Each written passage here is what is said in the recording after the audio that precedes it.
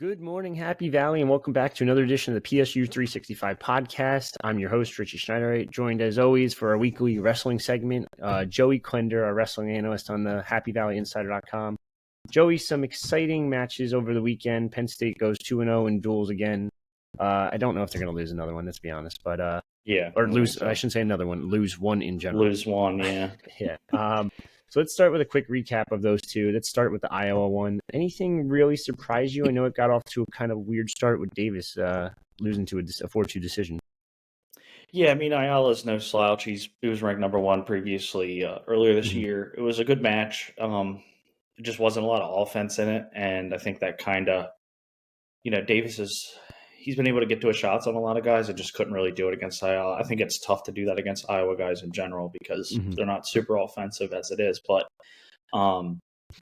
yeah, Davis just, he just couldn't really get to his attacks. It's a tough match, but, I think that it's probably okay that he didn't show his whole cards during that because he's probably going to hit Ayala either at Big Tens or at Nationals, probably both. Yeah. So not too big of a deal there. And, from a general consensus, the duel went pretty much according to plan. Kasich, dropped a tough one in overtime, but for the most part, it went, as most people expected. And, Penn State really did have an opportunity to win all 10 and shut Iowa out, which would have been pretty neat. But, it was a really good performance. It was, exceptional, and the team is just really coming together. Nagel looked really good on Friday night, and there was a lot of really impressive performances. Mesenbrink looked good, Brooks looked, decent, and Truax looked good. There was a lot of really good performances all around. It was pretty impressive. Yeah, I would say one of the more interesting ones was Mesenbrink's performance. Goes as I shouldn't say underdog technically, but like number 7 versus 6 seed. Does get the win, a significant win too. Yeah, 12-6. He looked really good, and I think it's pretty apparent that it's going to take somebody pretty special to neutralize his offense, just because he pushes the pace so much, doesn't stop shooting. I've talked a lot of times about how impressive Mitch has been this year, so I wasn't really super surprised. Yeah, and then talking about Aaron Brooks, you just mentioned him before. He did have the 5-1 decision, but it wasn't the sexiest win in the world. No, it was a little surprising just because Brooks has kind of been the guy who, not to take anything away from Starachi or Kirk, but Brooks has been kind of the guy that's just gone out and just dominated all year and just taken care of business. And he hit a little tougher time with Zach Glazier, so I don't think it's anything to be too concerned about, honestly. But it was a little surprising for sure. Gotcha. Any final thoughts on the Iowa match, real quick, before we go moving on to the Rutgers pink out? No, blackout, whatever. Yeah, blackout, pink out, black and pink out. A lot of pink and whites, Yeah. No, I mean, the Iowa went according to plan. I think a lot of people were a little concerned with how the team was going to look after who'd they wrestle the weekend before that? Ohio State. I was talking to a guy during the match who was sitting in front of me, and we were both kind of wondering why against Ohio State guys kind of looked maybe a little less offensive than normal, and I think we kind of speculated that maybe they were getting themselves like conditioned and ready for a lot of hand fighting against Iowa or something. But I think everything really went well, and 8-10 is nothing to bat an eye over, especially two really close losses that could have went out Penn State's way. So overall, very good performance. I think this team has just really established itself as number one, and number two is pretty far away. I think I saw on Twitter yesterday, Penn State's lineup versus pretty much an all-star lineup of the best kids at every weight from every other team, and Penn State would probably win at least 6 matches in that dual meet. So that's crazy, which is unheard of. But it's just a testament to how well coached this team is and how great their recruiting's been and how great these guys wrestle from a week-to-week basis. Yeah, no, actually, it's super impressive. Going on to, I shouldn't even say Sunday, Monday night's match, which was at the Bryce Jordan Center, the only match at Bryce Jordan Center this year. Blackout / pink out. I don't know why I said pink out, but they had the pink uniform, pink. Yeah, the pink accents singlets on the uniform or singlets. Sorry, but interesting kind of couple things happened in this one, and I guess it starts with the first match. It was an overtime match for Braden Davis, but there was like a replay, not replay type situation. Yeah, I'm not really sure what happened there, but from my biased take as a fan and everything, it's kind of weird that happened. I think, if we would have went to Iowa and the same thing would have happened and it wouldn't have benefited us, I think a lot of people would be outraged. Yeah. I'm not really sure what the issue was. I don't know if they ever came out and like clarified it. I think they just said they didn't have a replay system in Bryce Jordan, which is weird. Yeah, and it's super strange considering, I would imagine they have to have replay for college basketball and or, I don't know if gymnastics needs freaking replay, but no, maybe. But basketball, I mean, it's just it was very odd, and it was kind of baffling that happened and that they didn't have replay for a college match. I think that would be something that would probably be, one of the not main concerns of moving over there, but it'd probably be something that they would confirm that they have, because how many duels can you go through without a challenge? I mean, I think pretty much every duel they've been in this year, there's been a challenge at one point or another. The Ohio State match, there was a challenge like every match, the first 4 matches. So, yeah, definitely interesting. But, So now let me ask you this, kind of piggybacking off that. Is there any concern, I guess, with Braden Davis going to overtime with number 19, Dean Peterson, and also with a weird challenge, almost losing at one point, I would say?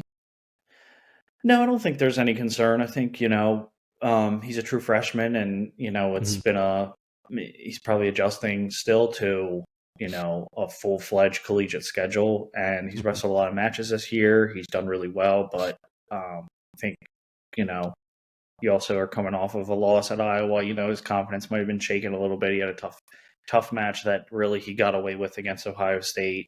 You could see a little bit of maybe like the late season fatigue coming in. Not really super sure, but I'm not super concerned because Davis has been really solid all year. And he's been really solid against really good guys. I think that, I don't think it's anything to be super concerned about, to be completely honest. I think that just like any other sport, wrestling, it's a sport of peaks and valleys. There's very few guys that go out and put on dominating performances every week or convincing victories week in and week out. It takes somebody really special to do that. And, you can look at seeds and rankings and numbers and all that stuff, but in reality, matchups are made stylistically, and there are guys who are ranked really low and guys who are ranked really high. And, that guy who's really low, he might not have a super impressive record, but the way he wrestles might be challenging to a guy who's ranked really high. I mean, I think it's more of a stylistic thing, and it could have to do with fatigue. But Davis has been so solid all year. I'm not super concerned about it. Now let me ask you this: 133 pounds. Should we be concerned about Aaron Nagao, who ended up losing in overtime and ended up? I think looking at it, Shawver actually took the lead or a quick lead, a 3-1 lead early on. Yeah, I mean, I'm not gonna lie to you. Nagao is someone who, along with Truax, I think has just kind of been a little underwhelming in my opinion. What Nagao will do in the postseason, I'm not super sure at this point. I'm just kind of to the point where, offensively, he's just putting himself in too many situations where he gets to attacks, but they don't really pan out because he just gets countered too easy. And, I think that it's going to take past this year. I think, when this season ends, he's going to have to establish some sort of other leg attack. It's just you can get in on low singles and do all that stuff, but at those lighter weights, the guys are such good scramblers. They're able to neutralize attacks really easily and get in those 50-50 positions where it's all about keeping your head and your hips high and being in a dominant position. And a lot of those kids are really good in those spots, regardless of ranking. So, yeah, I'm not really sure what to think about Nagao at this point. He's just been kind of, I think to me, it just goes back to the fact that he's just got that one attack, and it's easily neutralized at that weight. He just needs to either get to his finish quicker or get another attack. This year, it's going to be get to finish quicker. Next year, it's going to be, I would hope he has another offensive attack next year. Gotcha. So that 133 weight class is going to be an interesting one going forward. To the rest of the way, it kind of went the way we kind of expected, except we saw Terrell sneak a pretty solid win against the number 13 Jackson Turley, who's kind of been on fire a little bit lately for Rutgers, and Lucas Cochran pulled off the upset against number 8 Big one. Yara, I don't know, Slavakowski. That sounds all right. Yeah, but I mean, Lucas Cochran, he's pulling the old Anthony Cassar when he did the same thing pretty much. I mean, coming in, Cassar didn't go up to 285 till he was actually a starter, but he came in at 97 that year and beat Colin Moore, who was ranked number 1 in the Ohio State duel. Yeah, I mean, I think that just kind of shows how deep this lineup is. It's pretty incredible. A lot of these kids who are not starting could start at other really good schools. Cochran might be the starter at Rutgers if he was there. Who knows? But yeah. And he went up a weight class, which is really impressive because from 197, I think he gave up like 40 pounds or something like that. Yeah. Which is pretty incredible. 50 pounds, it says. He gave 50 pounds. Wow. Yeah, unreal. Insane. Now, let me ask you this. Technically, last season he was 7-2 in open tournaments as a redshirt freshman. Do we think next year he could step into that 197 role? I'm not super sure. I mean, looking way too far down the line, but yeah, I mean it's pretty far down the line. But I mean, you have to take into consideration that there's probably going to be some off-season moves, some transfers with Brooks going, Srirachi going, I believe Truax going. There's a lot of things that could happen with this lineup going into next year. There's good recruits coming in. There's transfers, all those things. I mean, I've even heard that some people want Michael Beard to come back, and he's at Lehigh now and start at Penn State. That'd be something. But I think anything's possible, right? I think anything's possible if Cochran decides that he wants to go up to heavyweight. I'm sure that they'll pull the same program that they did with Cassar, and they'll put some muscle on him and let him eat and get technique down and do all those things. So, I don't really want to speculate too much on that just because I'm not really sure what. I think there's a lot of things that can happen because I think the lower half of the lineup could even look a little bit different because you have Van Ness, who's going to come back next year. You have Kasich, who's looked really good this year and, has only gotten better. You have Haynes. You have Mesenbrink. Like, realistically, all those guys could be in the lineup next year at some people go up, some people go down. Like, there's just a lot of things that could happen to this lineup next year. So I think it'll be interesting to see what happens, what they do with Cochran. And, you always have to be wary of if he doesn't get a starting spot, will he go somewhere else and wrestle? Because he's already proven that he can win against really good guys. So, no, definitely going to be interesting next year. But any other thoughts on the Rutgers match other than the Bryce Jordan Center kind of sucks for wrestling? Yeah, and the weather sucked too, and putting it on a Monday night's not going to help. But that was the worst part, probably. Yeah, the Monday night thing. That baffles me. I would have thought they would have put Ohio State in there, but I was happy it was in Rec Hall. But what can you do?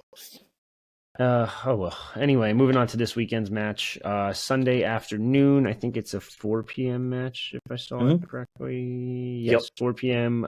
Big Ten Network, so national televised broadcast. But let's do what we always do, go weight by weight. Braden Davis dropped down to number 6 after suffering his first loss this weekend. He's going to go against number 12, Caleb Smith. It's an interesting one, actually, I feel like. Yeah. I would like to see Davis get back to, how he's been wrestling and stuff. I think that one thing a lot of people want to see him do is maybe get out of those risky situations. He's really good at getting out of them. Like against Indiana, he was pretty much on his back and, got out of it. And I think he ended up putting the kid on his back. And then, Ayala, tough match, against Ohio State, pretty questionable win there. I think really what a lot of people want to see from Davis is just not put himself in as many risky positions. And Caleb Smith's really good. So I think that's an interesting matchup. But I think that from a perspective of, with the postseason coming and how he's wrestled lately, you can't be anything but impressed with how well Davis has kind of come into this lineup and just overwhelmingly won the 25 spot. He's done a really good job. And I think a lot of people are pretty much expecting 25 to be the weakest weight of the year for Penn State. And, it's really not. It's not even close to the weakest weight in the lineup because Davis has just come on and been super impressive. Yeah, for sure. So next up is the 133-pound matchup.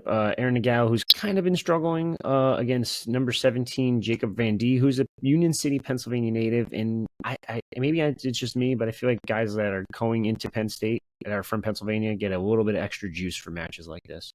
Yeah, for sure. And you have to wonder if it was because they weren't recruited or whatever. Well, or they're coming home and they're wrestling in front of their family.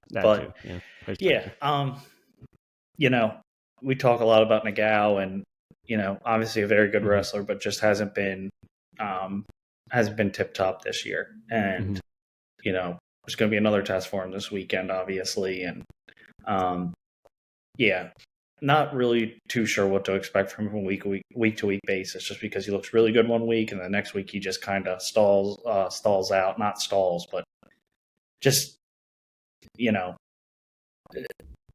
I think a lot of people had really high expectations for him this year, and I think they are still very high. I think the goal for him should definitely be on the podium at the end of the year and place 8th or better and contribute to the team race and do all those things. But yeah, I just really want to see him get back to finishing attacks and getting back to how he can wrestle and what he's capable of. And to this point, I don't know if we've really seen all that Aaron Nagao is capable of. So hopefully he just peaks at the right time and comes into Big Tens and Nationals and, picks it up a little bit.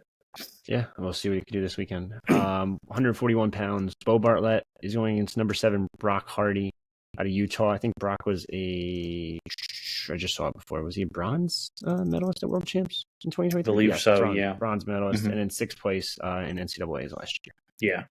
So obviously another really tough match. Bo looked incredible against Real Woods last week and really told the whole country that he's the guy to beat.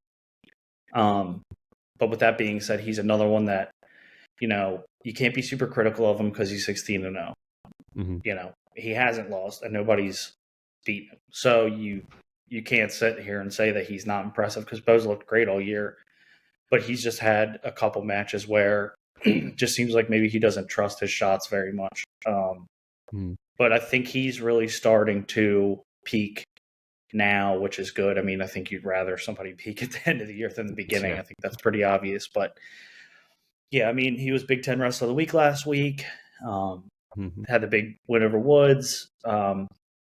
He's the guy to beat at that weight class right now. And, that feels good for Bo because, he's, getting 3rd last year. And I don't believe he was an All-American the year before, but he was also, pretty transparent about, he was battling with, some self-confidence issues. And he was also wrestling a weight above where he should have been. So, that's fair. I think Bo gets the win, and I think he's just going to get better from here on out. I think he's gonna win at the end of the year.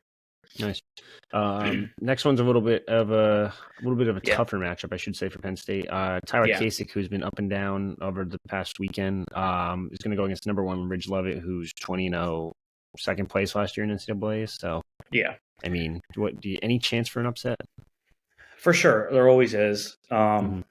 stylistically, I'm sure Kasich will have a good game plan, but this also goes back to winning when it counts. And, I don't think we'll see Kasich show everything he's got against Lovett to win the dual match when, Penn State's favored at 9 out of 10 of the other weights or 8 out of 10 of the other weights. So,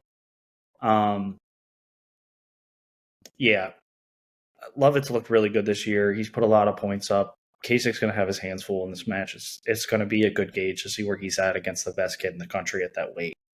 But with that being said, he's had a couple really close matches, and I expect him to go out, and I don't think he'll get embarrassed or anything like that by any means. I think that Lovett's just kind of, Lovett's got a lot of experience. He's got really good attacks, but anything can happen. I don't think it'll be, an ass whooping by any means, but we'll see. Yeah.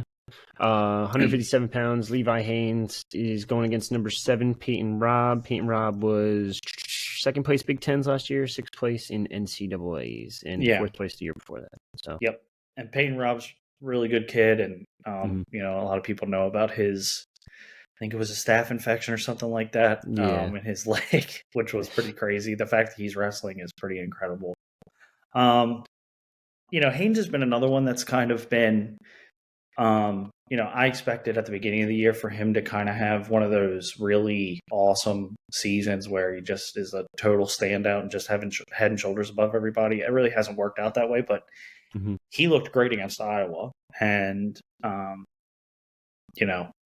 I think he's probably peaking at around this time too, based on how he wrestled the last 2 duels. So, that's going to be, a closer match, I think, because Rob is a very good wrestler. But Levi's been picking it up. He's looked awesome, and I expect him to win as well. Gotcha. This is where it kind of falls apart a little bit for Nebraska, I feel like. 165 pounds, Mitch Messenbrink, who's been – I still don't understand why he's only number 6, but that's besides the point. But he's going against number 15, Antrell Taylor, freshman, solid freshman, 16-4 so far this year. Yeah. Yeah. Mitch is I'm coining him the machine Messenbrink. Dude just doesn't stop. I get excited to watch him wrestle every time just because he's just the kind of guy you want to watch. He just never stops shooting, which is great. So, the number 6, I know some people have said that's almost like a disrespectful ranking for him, which is pretty incredible. Yeah. But yeah, that's a guy. It's just going to be fun to see what he does this year and how he handles, Carr and O'Toole when he eventually hits one of them, if he hits one of them. But yeah, I'm looking forward to seeing how he does. He's just been awesome all year. Yeah. 174 pounds, Carter Strachey going against number 33, Bubba Wilson. I just can't see this not being a major or tech or something. Yeah, something depending on how Strachey's feeling. He missed the Michigan and Michigan State weekend. He missed another duel after that. I don't think he was actually slated to wrestle on, or did he not? Did he not wrestle? Yeah, Barraclough stepped in for him. Yeah. So he didn't wrestle this past week, or he didn't wrestle Monday. Yeah, I'm not really sure what the deal with that is. I'm not sure if he's still kind of dealing with something that's lingering, if it's an illness or if it's an injury. But yeah, I don't think that's going to be a very competitive match. Yeah, I can't really see it being one whatsoever. This one, though, 184, Bernie Truex is going to go against number 3, Lenny Pinto, Stroudsburg, Pennsylvania native. So, again, PA native, might a little extra juice. Yeah, for sure. And, Truex looked really good against Iowa. He had an 8-0 major, which was, super encouraging. And, but yeah, this is going to be a tough one for him. Bernie looked really good against Ohio State too, just got caught. Bernie's been another guy, I think, with how well he did last year and, him beating Max Dean and all that stuff. We'll hope for him to peak as well at the national tournament. But Yeah, this will be another good gauge to see where he's at in terms of the kids that are ranked pretty highly, and he deserves to be up there too. I mean, I think he was as high as number 2 this year preseason. But yeah, that'll be a good match for sure. 197 pounds, Aaron Brooks and Silas Red. Silas won the Big Tens last year, if I recall correctly. So he beat Max Dean. Yeah, so now could Aaron Brooks try to steal a little thunder here? Not that I guess the regular season's a little different. But... Yeah, but I mean, Silas Allred, he beat Max Dean twice last year. Wow. So, not anybody to bat an eye at. With that being said, Brooks, didn't have the prettiest weekend, but he's been kind of Mr. Reliable in terms of going out, taking care of business, and just kind of imposing his will on whoever he wrestles. And but yeah, in terms of Silas Allred, it's not a guy that 13 is. He's a lot better than that ranking. Obviously, Big Ten champion. No, definitely a big one. Last but not least, heavyweight. Kirk is going to go against one of two, either Harley Andrews, the freshman, who's 10-9 on the year, or Nash Hutmacher. Yeah, we'll go with that. It's 4-2 on the year, the junior. I don't know if it matters who they throw out, so it's kind of whoever wants more experience, right? Yeah, Kirk's looked really good this year, and I don't know if they might even throw Cochran back into the mix. It'd be kind of cool, but yeah. Think about who knows? Yeah, but I'm sure we'll probably see Kirk on Sunday, and be a good way to cap the duel off. But yeah, I mean, it should be another pretty dominating, 7 or 8 out of 10. Yeah, for sure. 4 p.m. Rec Hall. If you're not going, it's on Big Ten Network. Any other kind of thoughts on this match before? I guess that's really all we got for the week. Yeah, I mean, this is the second to last home match, and then we got Edinburgh the following Sunday, and real barn senior day. As always, it's always senior day is always a real tough one, but have to. I mean, I think pretty much everything is going according to plan in terms of moving into the postseason. In terms of a team race, Big Tens might be a little more interesting than Nationals, which is kind of surprising, but it's kind of worked out that way sometimes in the past. But I mean, the whole team's pretty much peaking at the right time for the most part. You have a lot of guys that, realistically, Penn State could have, let's see. You could argue that Davis makes the finals. You could argue that. Really could. Yeah. Bartlett's probably going to be in the finals. Haynes, you could argue Mesenbrink. Starachi, you could argue Truex, maybe. Brooks and Kirk. I mean, you're looking at like maybe 7 guys that have the potential to make the finals. Everybody in the lineup does, but, just talking from a realistic standpoint, there's a lot. They have a real chance to do something super special with this team this year. And that's something considering that, we walked into the year without a real solid look at who was going to start at 25.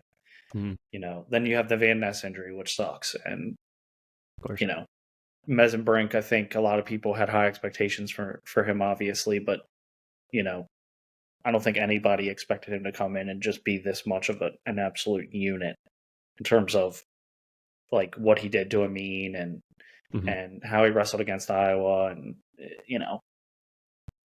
just from top to bottom, it's just one of the best lineups that you could possibly put together. And it kind of brings back shades of those like David Taylor Ed Ruth teams when it was Murderer's Row from 49 to heavyweight.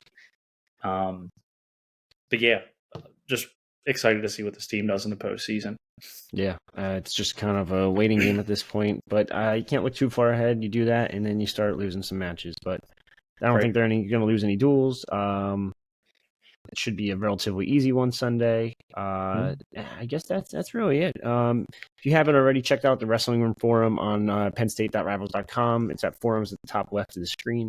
most popular Penn State wrestling forum on the web. And if you haven't already, too, subscribe to our YouTube channel down below. Hit the subscribe button. It's free. It's easy. It helps us grow our channel and helps us get out there to more Nittany Nation wrestling fans. But for me and Joey, that's another edition of the PSU 365 podcast. Signing off.